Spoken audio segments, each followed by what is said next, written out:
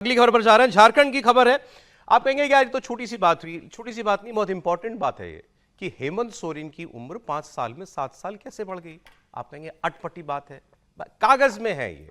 दरअसल 2019 के विधानसभा चुनाव के वक्त जो उन्होंने अपना चुनावी हलफनामा दाखिल किया उसमें उनकी आयु 42 वर्ष लिखी हुई थी, 42 ईयर्स। 5 साल के बाद अब फिर उन्होंने नामांकन किया तो एफिडेविट दिया, उसमें उनकी उम्र लिखी हुई है 49 ईयर्स। तो अब बीजेपी पूछ रही है ये कि आपने या तो पहले गलत बताया था, और पहले आपने अगर गलत बात बताई और गलत कागज दिया, उसके बाद आप 5 साल सरकार में रह लिए तो इसका भी फैसला हो, फिर ये इसको कैसे देखा जाएगा। और अगर आप इस बार गलत दे रहे हैं तो फिर इनका हलफनामा रद्द होना चाहिए। दो में से एक बात तो क्लियर हो, पहले गलत थे या इस बार गलत है।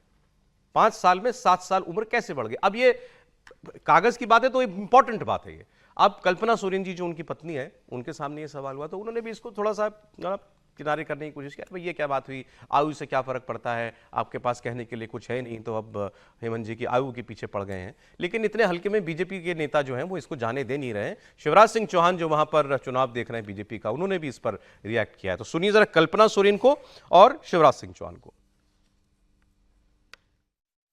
एज इतना बड़ा फैक्टर हो गया है। अगर ठीक है उसमें टेक्निकली क्या टर्म को यूज किया जाता है, मैं उसके बारे में मैं अपना मेरी तरफ से बोलना गलत होगा। लेकिन मुझे लगता है कि अगर आप इतने डर गए हैं हेमंत सोरेन जी से कि आपको मुद्दा ही नहीं मिल रहा है और आप ऐसी ऐसी बातों को लेकर के आ रहे हैं जिससे आपको ये लग रहा है, आपको पता चल गया है, क्योंकि आप लोगों ने अपना भविष्य देख लिया है और आपका डर बता रहा है कि आप लोग हेमंत सोरेन से कुछ ज्यादा ही डर गए हैं जब से उनको जेल भेजा। और वो जो जेल भेज करके बाहर आए और हमारी आधी आबादी को एक सौगात देने का काम किया, लोगों की बिल माफी करने का काम किया, किसानों को बिल उनके ऋण की माफी करने का काम किया, आप इतना डर गए हेमंत सोरेन जी से।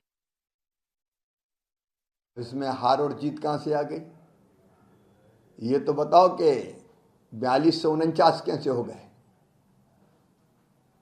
इधर उधर की बात मत करो, तथ्य पे आओ। ये तथ्य को घुमाने की कोशिश क्यों करते हो। कल अगर वो 500 साल भी लिख दे तो बोलिए फैक्टर थोड़ी है, वो तो लिख दिया तो लिख दिया 500 साल। ये कोई बात होती है क्या। जी सर। विवाद जो है वो तो चल रहा है, लेकिन रिटर्निंग ऑफिसर जो है, जो उनकी कॉन्स्टिट्यूंसी है उसका, उनके रिटर्निंग ऑफिसर है गौतम भगत। उन्होंने कहा है कि CM Hemant Soren's age mention in his election affidavit for this year's assembly polls matched with his birth certificate and other documents.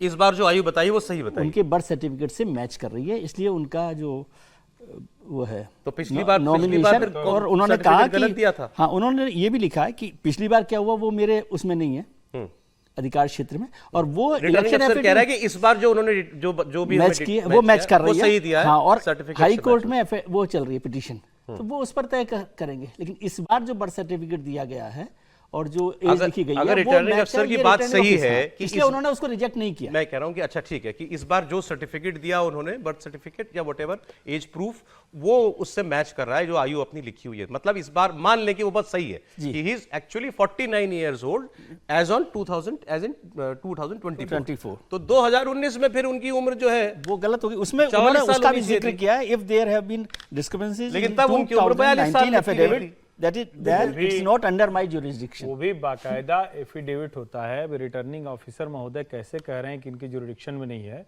अगर चुनाव के समय ही शपथ पत्र है, शपथ पत्र सरकारी दस्तावेज होता है, नोटरी के द्वारा वो सत्यापित होता है, तो चाहे 19 में दिया गया हो चाहे 24 में दिया गया होगा, तब भी तो बर्थ सर्टिफिकेट या कोई हलफनामा लगा होगा। तो दोनों में से कैसे अंतर आ सकता है। और रिटर्निंग ऑफिसर अगर ये कह रहे हैं कि हम इसके आधार पर हमने नहीं किया, उनको तो सवाल पूछना चाहिए था, उनको कहना चाहिए था दोनों मैच करने का। और ये बड़ा सवाल होता है। ठीक है, कई बार होता है कि नहीं, वो कह रहे हैं इस बार मेरे सामने यही जो भरा होगा नॉमिनेशन फॉर्म में वो लेकिन बर्थ सर्टिफिकेट असली है, ये कैसे रिटर्निंग अफसर ने सिर्फ बर्थ सर्टिफिकेट मसला नहीं है सर, बर्थ सर्टिफिकेट भी या तो कई बर्थ सर्टिफिकेट बने। ये उन्होंने बोला ही नहीं, उन्होंने सिर्फ रिटर्निंग अफसर ने इतना कहा है कि जो बर्थ सर्टिफिकेट हमारे सामने जो दिया गया है और जो आयु बताई गई है वो मैच कर रहा है। तो ये तो क्या है, सरकारी अफसर जो होता है ना, अपने बचाव में एक लाइन लिख दिया उसने कि भाई हमारे सामने तो यही है।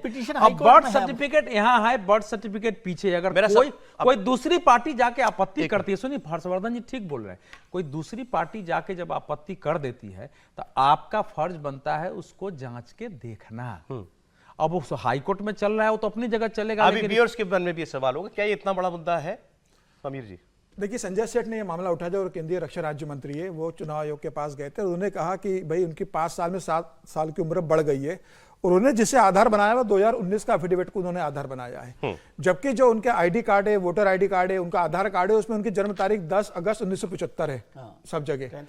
और जो बरहेट से जो चुनाव लड़ रहे हैं, उन्हें जो एफिडेविट दिया उसमें उन्होंने जिक्र कराया कि 10 अगस्त 1975 का दिया, और जो आईडी लगाई है बर्थ आईडी, वो सारी 10 अगस्त 1975 के डॉक्यूमेंट्स उस हिसाब से 49 साल के उस आधार से वो 49 साल है। तो रिटर्निंग ऑफिसर यह कहना है कि भाई जो डॉक्यूमेंट्स मेरे सामने आए, वो जो उनके बर्थ सर्टिफिकेट के जो आईडी है, जो आधार कार्ड है, पैन कार्ड, आधार कार्ड है, और जो इलेक्शन वोटर आईडी कार्ड है, 2019 में गलत एज बताई थी। हाँ, उनका कहना है कि उन्होंने ये जिक्र किया संजय सेठ ने कि भाई 2019 में कहा था। उन्होंने कहा मुझे 2019 में क्या हुआ था ये मेरा कंसर्न नहीं है, आज मेरे सामने जो मामला आया है उसके हिसाब से मुझे सही प्रतीत होता है, और जो पुराना मामला है वो अगले मान लीजिए, अब ये केवल हाइपोथेटिकल सवाल है मेरा, कि ये साबित हो जाए कि 2019 में उन्होंने गलत एज प्रूफ दिया था या गलत एज बताई थी, उसके बाद तो वो चीफ मिनिस्टर रह लिए 5 साल। अब तो क्या कर लेंगे इसका? खत्म हो कुछ नहीं, वो तो कहानी खत्म होगी ना, कोई कार्रवाई नहीं हो सकती। कोई नहीं हो सकती। अब इस मामले में तो हो गया जो होना था, कोर्ट को पहले निर्णय लेना था।